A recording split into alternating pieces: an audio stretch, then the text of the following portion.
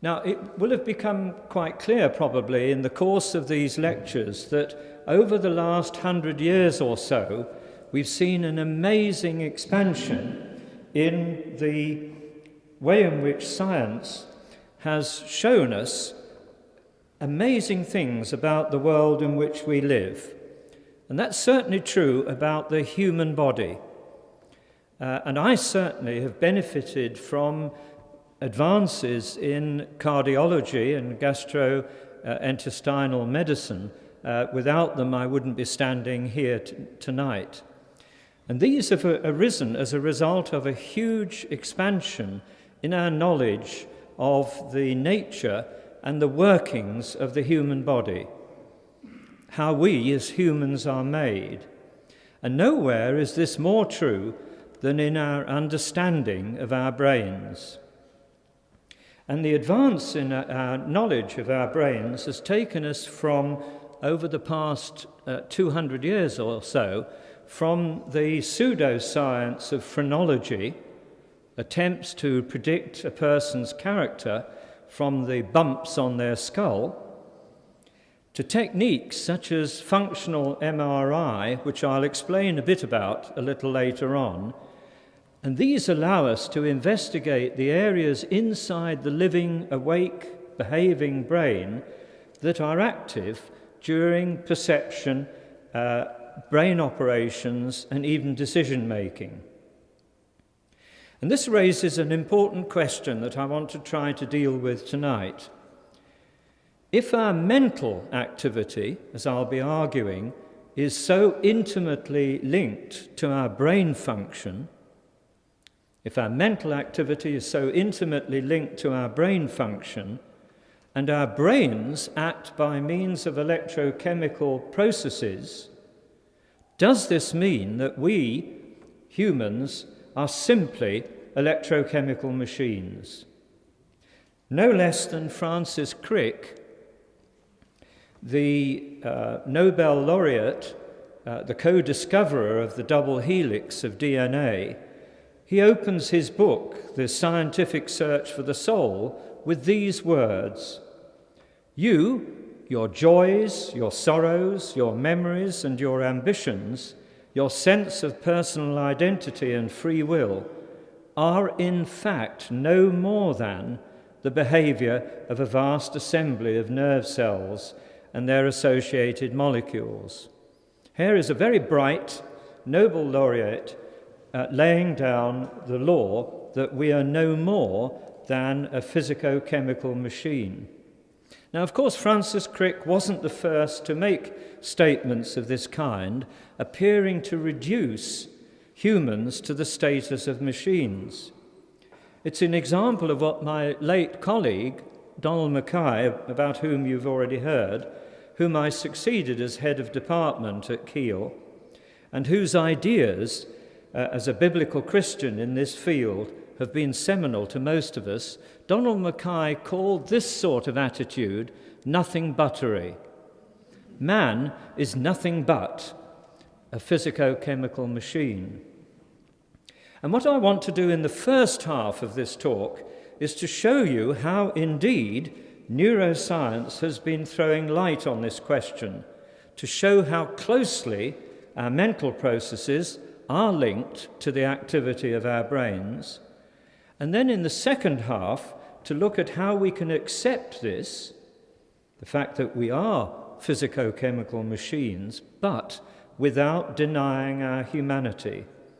We may be machines at the biological level, but we are much more than that. And so I'm going to coin another phrase, much more buttery. Man is a physico-chemical machine, but much more than that. So we're going to replace nothing buttery with much more buttery, I hope. Now, for years, our understanding of brain function was derived from studies of disease and injury. And from these, a general understanding was reached that different functions, such as motor function or sensory function or hearing or vision or tactile sensation, were located in different parts of the brain. Damage to a particular area, for example, here would lead to blindness, to here would lead to deafness, and so on. And this damage could occur from a gunshot wound or a stroke. One particular example of brain injury, though, in 1848 caused a sensation.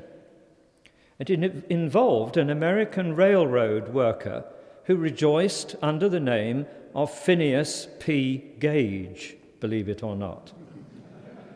And Phineas P. Gage was dynamiting rock to build the railroad, and his job was to drill a deep hole in the rock, insert the explosive, and then to tamp the explosive into the hole with an iron bar several feet long. Unfortunately, the explosive went off prematurely, and it blew the iron bar through his head, entering at the cheek, there's the hole there, went through the front part of his brain, his frontal lobes, and exited through the hole at the top of his head. And there's the life mask of him after the injury. Now, Phineas P. Gage achieved immortality not in the usual way, but by remaining very much alive. Eventually, he exhibited himself with the iron bar in a travelling circus. He appeared very normal. He could talk and walk, and his normality even led to questions in the American press whether the brain had any function at all. On close examination, though, what had changed was his personality. And in a report that was written at the time, it read, "From being an efficient and capable foreman, Phineas P. Gage became, quote, fitful, irreverent, indulging at time in the grossest profanity, which was not previously his custom, manifesting but little deference to his fellows, impatient of restraint or advice when it conflicts with his desires, at times pertinaciously obstinate, yet capricious and vacillating, devising plans for future operations which were no sooner arranged than they were abandoned." Does this remind you of a typical teenager? His mind was so radically changed that his friends and acquaintances said he was no longer Phineas P. Gage. So damage to the frontal lobes behind the forehead here can change personality. And this was actually taken advantage of therapeutically in the middle of the last century in the surgical operation of frontal lobotomy or leucotomy for severe anxiety neuroses or psychoses. Now, the next advance in brain science, which allowed us to look inside the unopened head, was electroencephalography, or the EEG. And from metal electrodes stuck onto the head or inserted into a head cap like this, you can record what were called brain waves from the electrodes. And these are the sum of the activity of thousands of nerve cells located under the electrodes. They're still used in the diagnosis and treatment of epilepsy. And interestingly, they can give you an easily detected indication of our state of consciousness, from highly awake at the top through the stages of drowsiness to practically a coma at the bottom. So if I was wearing electrodes at the moment and you recorded from my brain, it would look like this, highly active and desynchronized. And I suspect if we clapped electrodes on someone at the back of the hall, it might be somewhere down.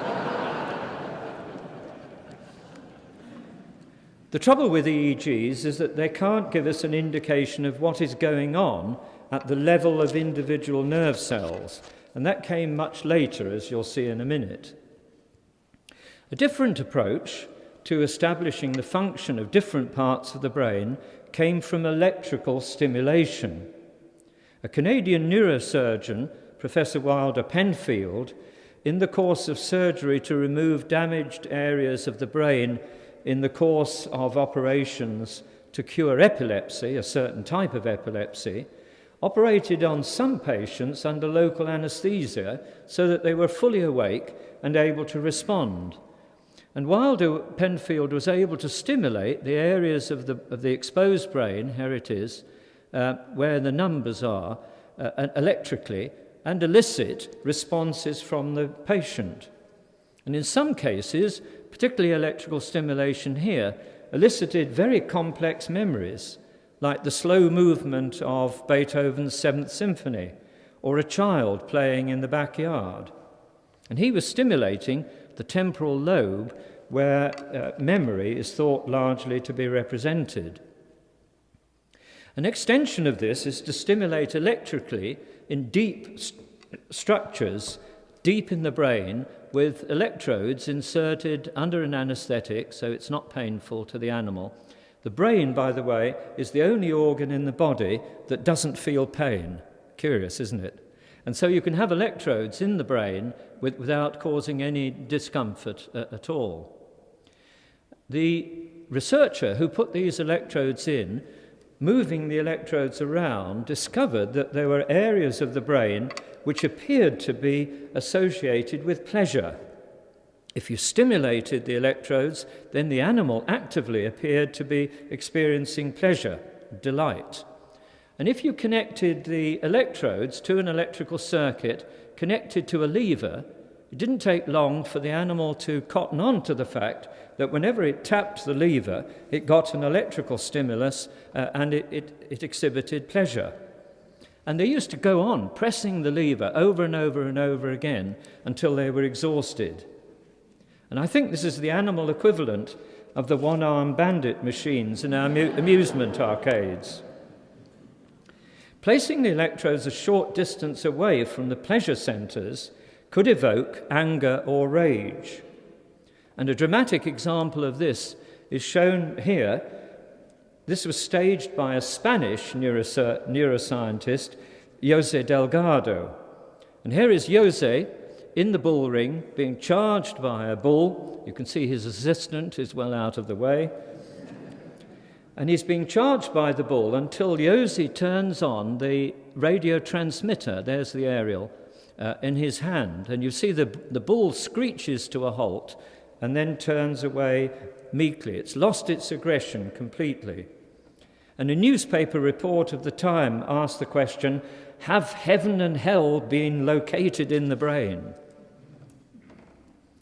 Now, in the middle of the last century, the invention of the microelectrode allowed us to investigate the activity of individual nerve cells in the brain.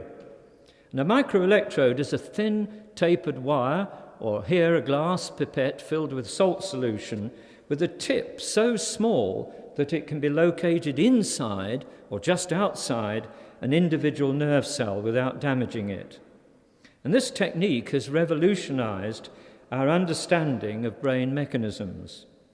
There are more than 10,000 million nerve cells in your brains, more than there are people on Earth. 10,000 million. Each nerve cell, here's one here, is a few microns, that's millionths, thousandths of a millimeter, millionths of a meter in diameter.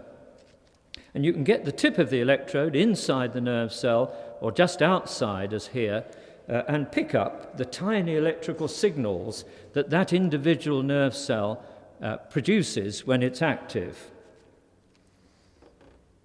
Now, as I was the first in the UK to record the nerve impulses from inside the nerve of hearing, let me demonstrate the result from my own specialty from hearing.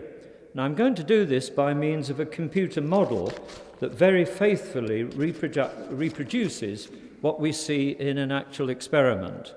This may be a bit difficult for those of you at the back to see, but what I want you to do is to concentrate on that yellow window there. Forget about the knobs and the dials that are beloved of us physiologists, and just concentrate on the yellow window.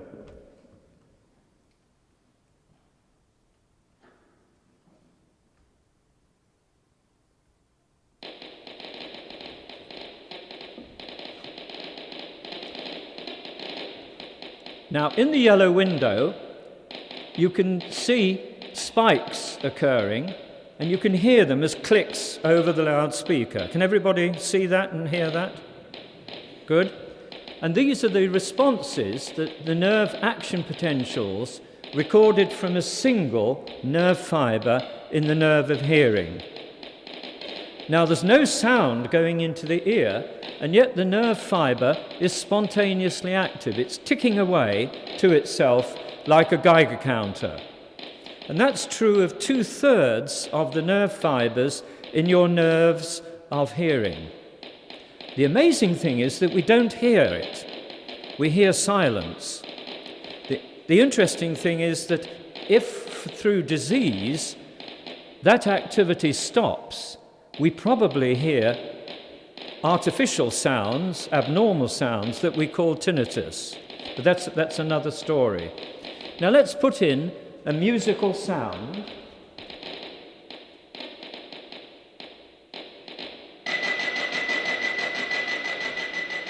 There's the sound going in. The sound begins here and it ends there. It's just a musical peeping sound. And you'll notice that the nerve fibre responds by producing a burst of spikes, and the burst begins when the sound begins and it ends when the sound ends.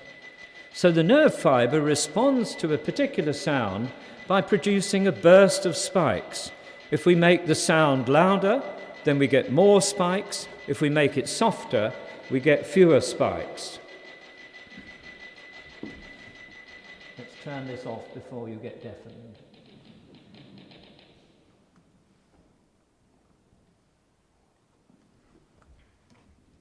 So there we are looking at the same thing again. That's the spontaneous activity, and each of the vertical spikes represents an individual nerve impulse, an action potential in that single nerve fibre, and then the tones produce bursts of spikes we call excitation, and then we get the spontaneous activity back again when the sound stops. And this is the code that the brain uses to signal the arrival of sounds, or if these were flashes of light and we were recording from the nerve of vision, then we would get exactly the same appearance. Or if we were recording from the nerve coming from the tongue, and these were different chemicals on the tongue, we would get bursts of spikes. Or from the nerve coming from the skin, and we were tickling the skin, then we would get bursts of spikes. This is the standard code that the nervous system uses to signal the arrival of stimuli of whatever kind. And it's amazing to me that the nuances of Elgar's cello concerto, for example, are conveyed entirely through these patterns, and we still don't know how it's done. But what we do know is that the brain doesn't act like a hi-fi player for hearing or a camera for vision. It uses completely different strategies from the strategies that engineers typically use. The higher levels of the brain are specialized to analyze certain features of a stimulus, features that are likely to be important for successful recognition of patterns. In the visual system, for example, we come across at the higher levels in the visual cortex, the surface of the brain, nerve cells that are specifically selective for the angle of a line that's moved. So if the line is horizontal, we don't get any responses. Tilt it to 45 degrees, we get a very vigorous response of spikes. Keep on tilting to 90 degrees, we get nothing. So the nerve fibre is tuned, it selectively responds to lines of a particular angle. And that helps us to understand various optical illusions, like this one, a very famous illusion called the Fraser's spiral. Fraser's spiral. And it's a famous illusion because what you're looking at isn't a spiral at all. It's actually a set of concentric circles. Now, I can see from your faces that you don't believe me. So let me try and trace, if I can hold my pointer steady, I'm going to trace one of the circles all the way around. Nothing up my sleeves. I've come back to where I started from. Okay? So I've proved to you that this is nothing but a collection of concentric circles. What do you see? A spiral. No matter how I try to persuade you otherwise, all you see is a spiral. And this is simply because the spiral's being very cleverly drawn out of little line segments, all tilted in towards the center in the same way. Now, the brain is looking at this through the cells that I showed you in the last slide that are analyzing the angle of straight lines and is picking up each particular angle, feeding that information upwards, and the higher levels of the brain have got to try and construct a model of the outside world. And the only figure that will fit that information is a spiral, and that's what you see. So the higher levels of the brain selectively analyze features of a complex stimulus. Some areas of the brain are complex enough to analyze faces. We're very, very good at analyzing faces. Machines are miserably bad at it. Or recognizing names. We're very good at that. And these specific functions can be damaged or affected by disease, such as strokes. Thus, as we get older, and Chris and I were comparing notes on this earlier on, as we get older, our ability to name names can be affected. Thus, one patient, when asked to identify that, said, I don't know what it is, I don't know what it's called, but I use it to comb my hair. So it's not a problem with actually saying the word, it's a problem specifically of naming. And Chris and I have sat most of the afternoon trying to remember friends and hopelessly not remembering their names at all. So the brain then has the job of making sense of a multitude of information coming in from the lower levels, from the sense organs, and from the sorts of cells that I've shown you. And it's got to create a model of the outside world best as it can.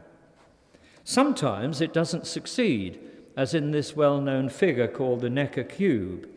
If you blink, the red spot can appear on the front face of the cube, and then if you blink again, you'll find that it appears on the back face. The information coming to the higher levels of the brain is ambiguous, and the brain just can't create a single unified, unambiguous model. Now, a remarkable recent finding is that all of these properties that I've been talking about are not hardwired. They are plastic. If you raise a kitten, poor fellow here, in the same visual environment as its brother, but prevent it from actively exploring the environment as it's being explored by the brother, it will eventually lose the ability for vision.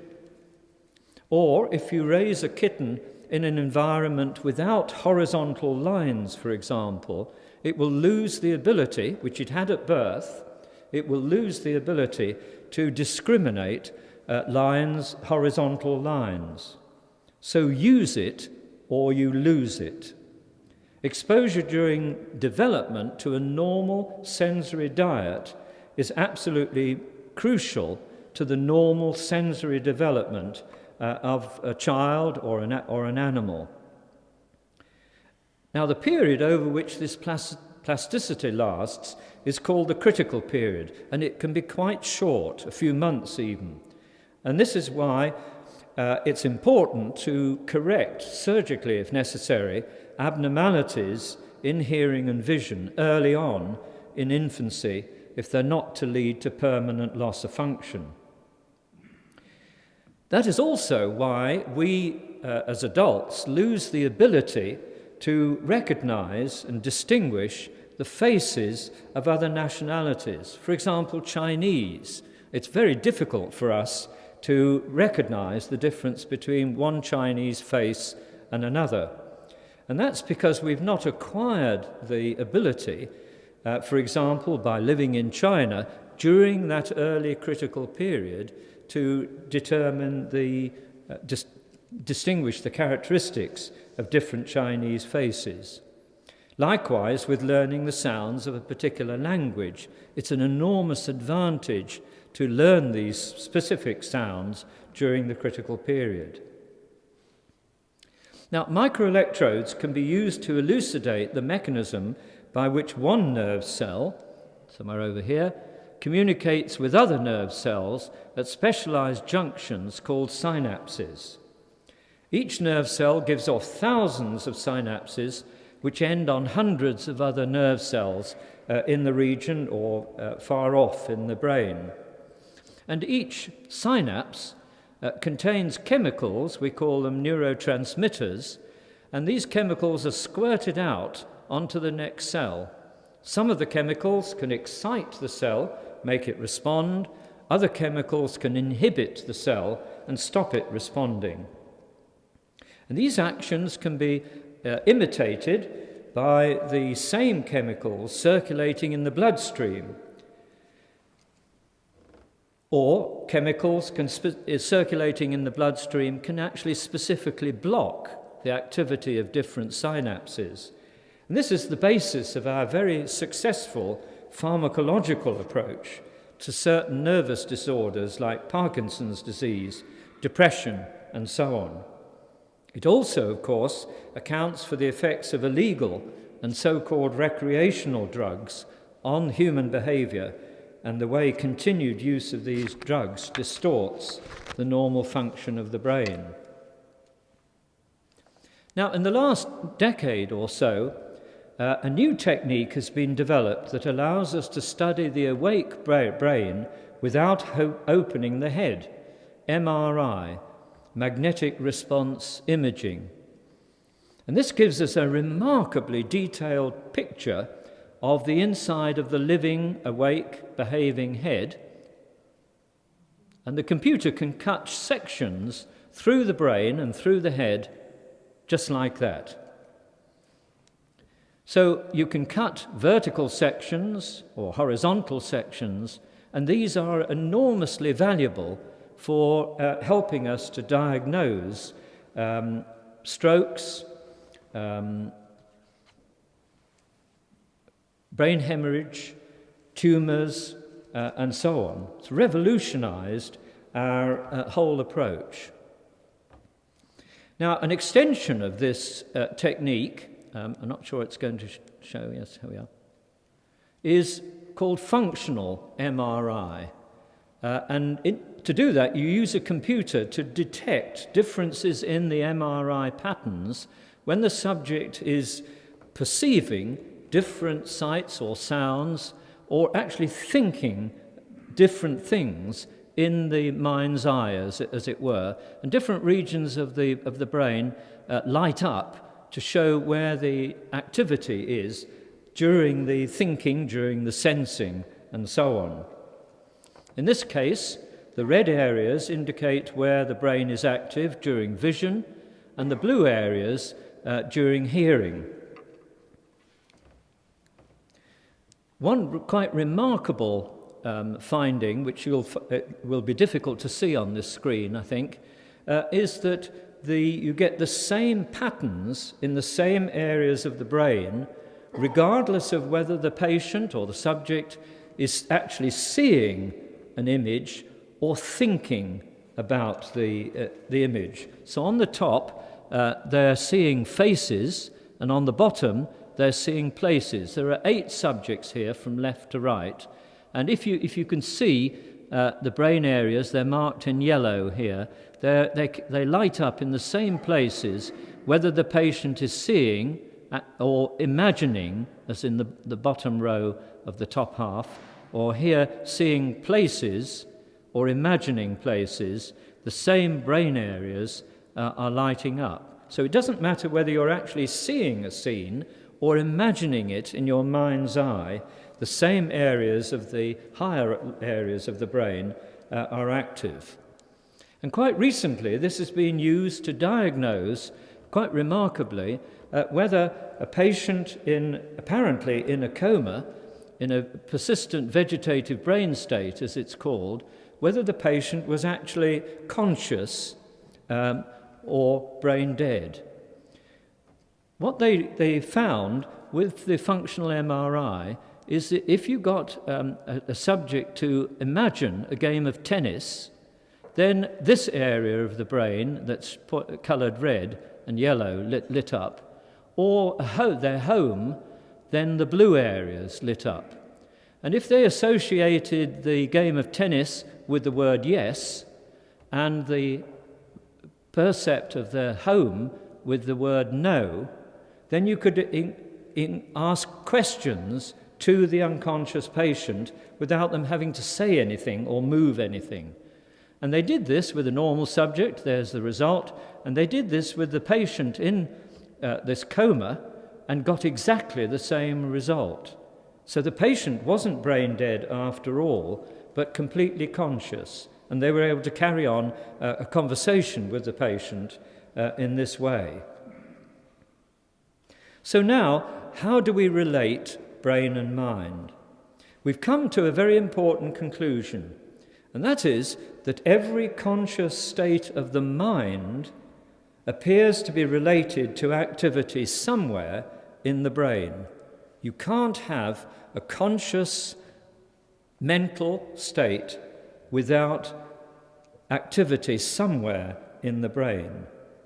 Mind and brain are very closely linked.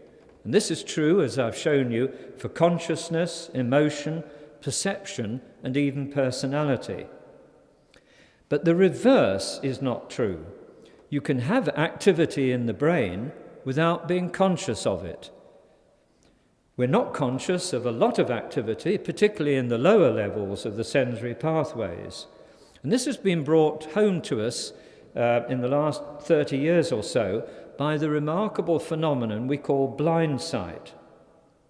A patient who suffered a stroke, damaging the visual cortex at the back of the brain, cannot consciously see anything in the visual field connected to that part of the brain. If, however, you can persuade the patient to point to a moving light which he claims he cannot see, they can do it with remarkable accuracy. And we call this blind sight. So there is sight of a kind even when the subject is not consciously aware of it. Literally, blind sight.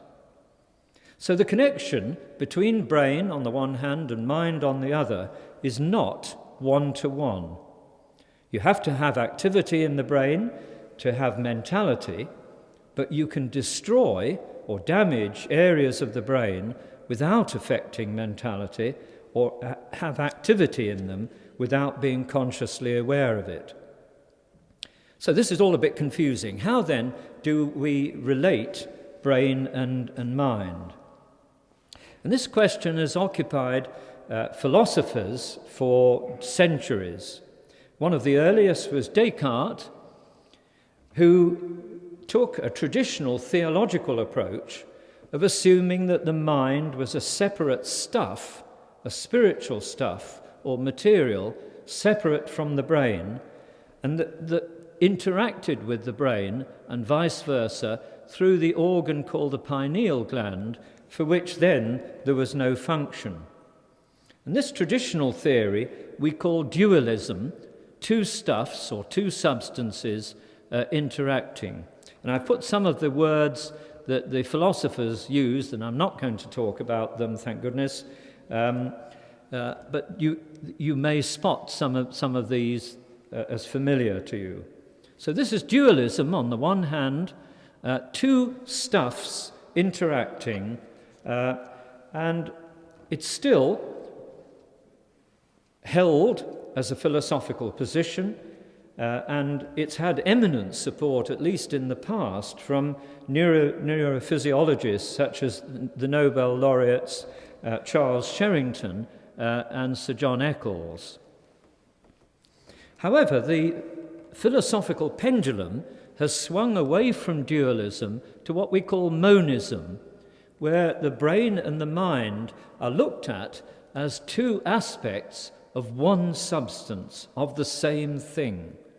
So the main message that I want to try and get across in the second half of the talk is that brain and mind, they're not the same thing, but they refer to the same thing that we call the person, the human being.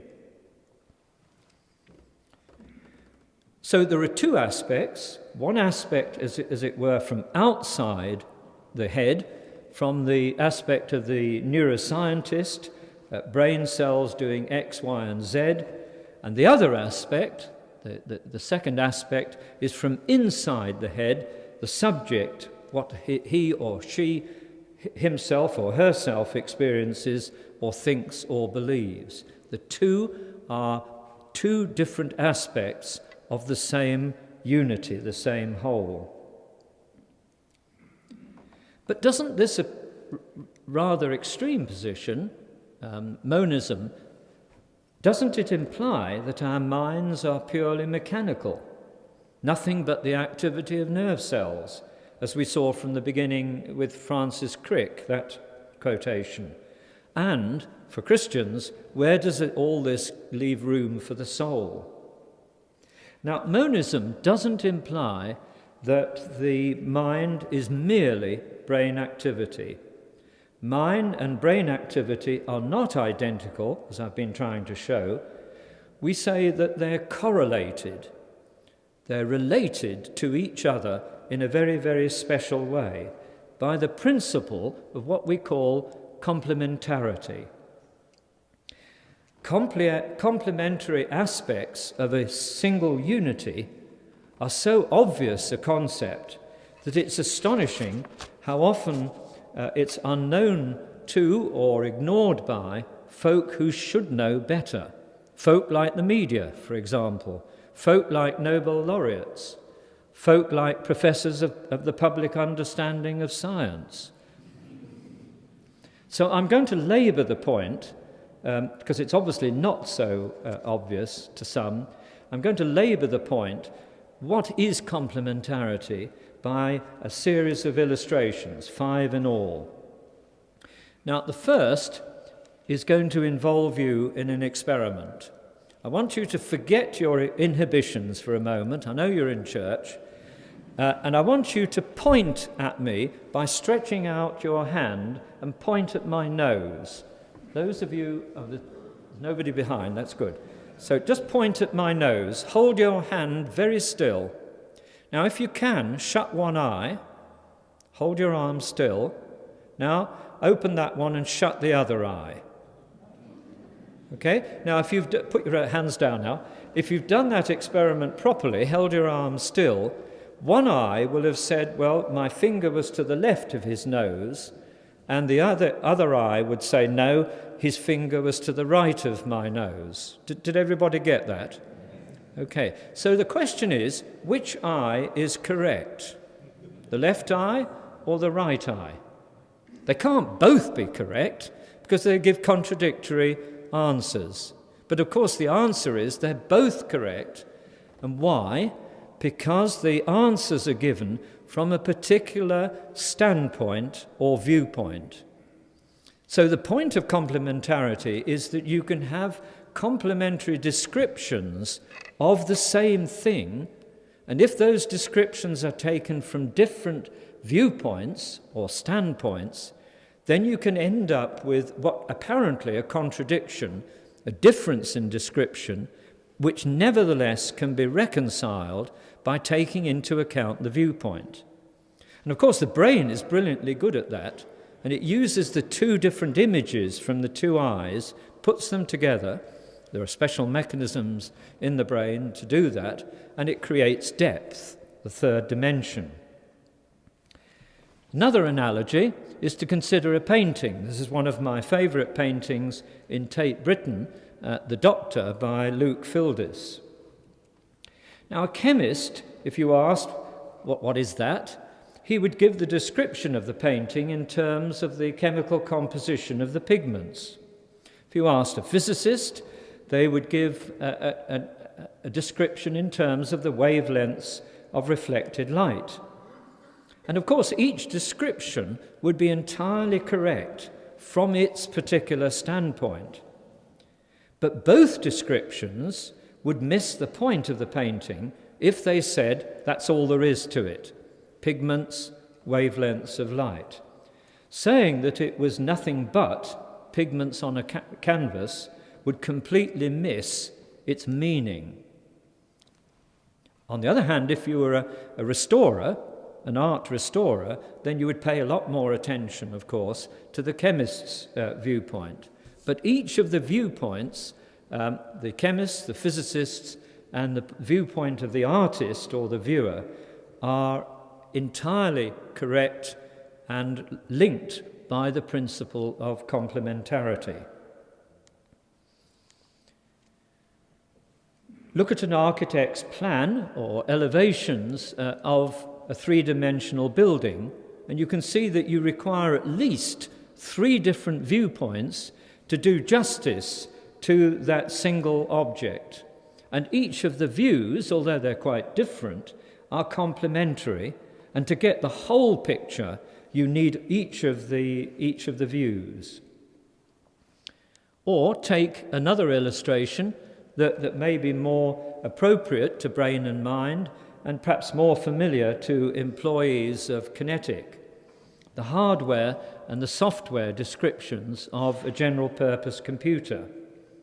A computer engineer, electronic engineer, can give a complete description of what's happening at the level of the electronics of a computer, and that description can be completely exhaustive in terms of cause and effect, nothing left out. And yet there's a complementary description of the same activity in terms of the software program responsible for the activity. The 2 descriptions are correlated, but you can't expect to find in the electronics, for example, the roots of the equation that the computer is solving. Logic gate A passing signals, electronic signals to logic gate B on the one hand, and solving the roots of the equation on the other, are 2 different complementary aspects of the computer's single operation. Likewise, nerve cell A passing impulses to nerve cell B and I see a line are 2 different but complementary aspects of the mind-brain unity. You cannot say that all there is to it is the activity of the nerve cells. You'd be missing the point completely. And for me, the last illustration is probably the most informative, and that is information and its embodiment. Let me explain what I mean. Take the word help. It is information, and it means I'm in trouble, get me out of here. And it's embodied in patterns of light and dark. Now, what is it exactly? What are we looking at exactly? Is it nothing but just patterns of light and dark? Well, it would look like that for someone who didn't know the language, of course. But for us who do, it's more than patterns of light and dark. And for anybody to conclude that all there is to it, that it's nothing but patterns of light and dark, would be completely wrong. What is then the relation between the message, help, and the medium that it's embodied in? Does the ink cause the message, or is it the other way round? The answer is no, because you can rub out most of the message, here 99% of the message, as far as the ink is concerned, and still have the same message. So that if we tried to ask the question, well, does the ink cause the message, or is it the message causing the ink, it is to ask entirely the wrong question.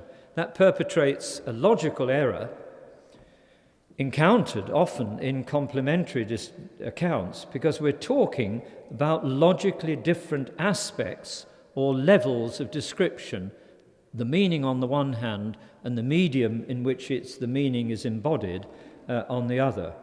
We need to avoid what Gilbert Ryle called a category mistake.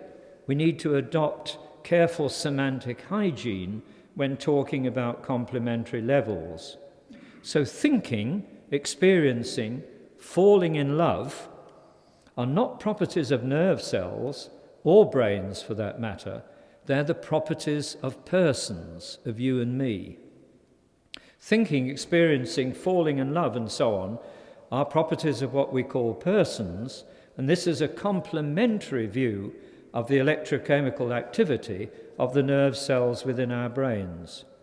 A computer cannot fall in love, nor can the 3 or so pints of grey matter between your ears. It's persons, the other aspect, the other level, that fall in love. Now, the notion of embodiment is quite helpful here. The message, help, can be embodied in a completely different way using Morse code, for example. Dit, da, da, da, dit, SOS. It's the same message. And this can be embodied in different forms, as black and white on the paper, as here, or as the dots and dashes of Morse code over a radio, or as flashes of light if we're signalling at sea. But the message is the same. Embodiment of one kind or another is necessary for the message to exist and to take effect, and the embodiment can be of completely different kinds. So the idea that mentality, our mind, is information embodied in our brains, I find quite helpful. And it helps us to avoid a number of errors. First, it removes the need for advocating different stuffs for mind as against our brains, the problem of dualism. It removes the element of mystery and magic often implied in dualism. In particular, it shows the pointlessness of trying to make a mystery out of mind over matter, so beloved of the media. Let's do another experiment. I'm going to count up to 3, and while I'm doing that, I want you to breathe in, and then hold your breath while I count up to 3 again, and then let it out, okay? So I'm going to count up to 3 while you take a breath in. 1, 2, 3, take a deep breath in, hold it, 1, 2, 3, now relax. You can breathe normally, please. Now, I've done an experiment on you, which is an example of mind over matter. And I can just see the Malvern Gazette reporting tomorrow this finding that an elderly professor's mind exerts control over several hundred people's bodies. You see, it's a stupid construct. It's a stupid clash of ideas, mind exerting control over matter, over the brain. They're the same thing viewed from different aspects. Secondly, the idea of the brain or our minds as information embodied in our brains helps us to avoid spiritualism, obviously, because there aren't 2 separate ghostly stuffs, and religiosity, undue emphasis on mystery and ritual in religion. That's what I call religion with a capital R, versus what I would emphasize, a simple faith with a little f. Thirdly, it helps us to see why biblical authors laid so much stress on feeding the mind with appropriate information. Finally, brothers, whatever is true, whatever is noble, whatever is right, whatever is pure, whatever is lovely, whatever is admirable, if anything is excellent or praiseworthy, think about such things. Fourthly, what about the soul? Now, the Bible uses the word that's translated for us, soul, often as a synonym for the mind, particularly in the Old Testament. Love the Lord your God with all your heart and with all your soul and with all your strength. But in the New Testament, often something more than the mind seems to be implied. Love the Lord your God with all your heart and with all your soul and with all your mind and with all your strength. Another quotation, for you are receiving the goal of your faith, the salvation of your souls. Another one, I saw thrones on which were seated those who had been given authority to judge, and I saw the souls of those who had been beheaded because of their testimony for Jesus and because of the word of God. I saw the souls of those who had been beheaded. Obviously means something different from the mind. It's not clear, at least to me anyway, what precisely the Bible means when it uses the word soul. It probably means something like our personality, our personhood, the essential me. Me viewed from the standpoint of our Maker, not identical to the mind any more than mind is identical to the brain. Finally, perhaps we can get a glimmer of what it means for life after death. It's not a ghost-like spiritual stuff floating away somewhere after the death of the brain, but you can look at it in this way as re-embodiment of the information of the essential self of each of us into a new body, which I think the New Testament calls the resurrection body, whatever that is.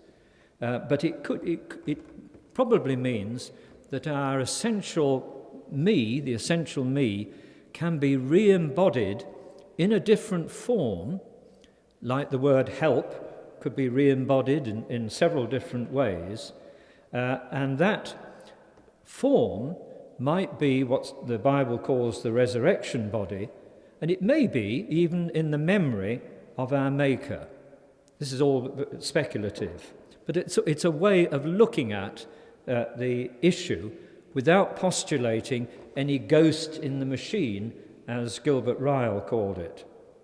In short, the essential information of our being, embodied in our brains, the brains in our heads while we're alive, can be eternal.